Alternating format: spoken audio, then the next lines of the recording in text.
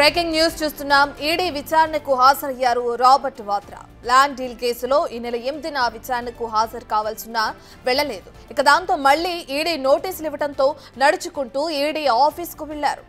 DLF land కొనుగోలులో అవకతవకలు జరిగినట్లు రాబర్ట్ వాద్రాపై ఆరోపణలు ఉన్నాయి. 2008లో 3.5 కోట్లు విలువ చేసే భూమిని 7.5 కోట్లకు కొనుగోలు చేసిన రాబర్ట్ వాద్రా అదే భూమిని డిఎల్ఎఫ్ కంపెనీకి 58 కోట్లకు అమ్మింది.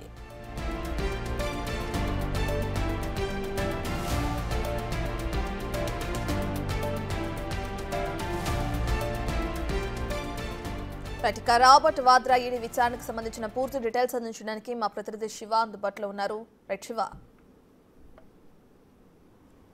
రైట్ రత్న, రాబర్ట్ వాద్రాకు భూ ఒప్పందం మనీ లాండరింగ్ కేసులో ఈడీ నోటీసులు జారీ చేసింది. ఈ నెల 8వ తేదీన ఏప్రిల్ 8వ తేదీన మొదటిసారిగా ఈడీ విచారణకు హాజరు కావాలంటూ కూడా నోటీసులు జారీ చేసిన నేపథ్యంలో రాబర్ట్ వాద్రా ఈ విచారణకు హాజరు కాలేదు. ఈ నేపథ్యంలోనే మరొకసారి నోటీసులు జారీ చేశారు. ఈరోజు ఉదయం 10:50 మెయిన్ రోడ్ నుంచి తన వాహనం అక్కడే మెయిన్ రోడ్ మీద వదిలేసి కాలినడకనే ఈడీ కార్యాలయానికి రాబర్ట్ వాద్రా వెళ్లే సందర్భంలో ఇది పాత కేసును తెర మీదకు తీసుకొచ్చి కావాలనే దీనిపై ఆరోపణలు చేస్తున్నారనేది ప్రధానంగా ఏజెన్సీల దుర్వినియోగం చేస్తున్నారు అనే ఆరోపణ కూడా కేంద్ర ప్రభుత్వాన్ని ఉద్దేశించి రాబర్ట్ వాద్రా చేశారు. అసలు ఈ 2008లో 3.5 ఎకరాల ప్రాపర్టీని ఓంకారేశ్వర్ ప్రాపర్టీస్ నుంచి 7.5 కోట్లకు రాబర్ట్ వాద్రా కొనుగోలు చేశారు.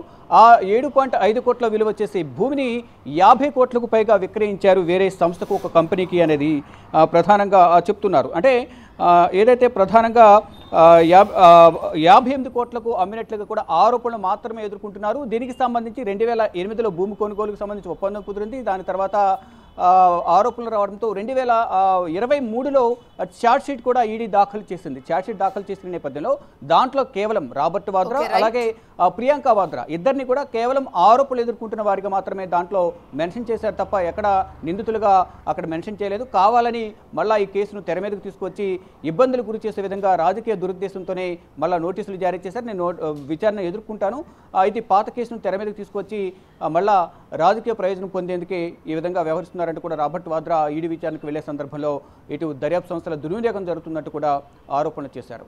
Right, thank you Shiva.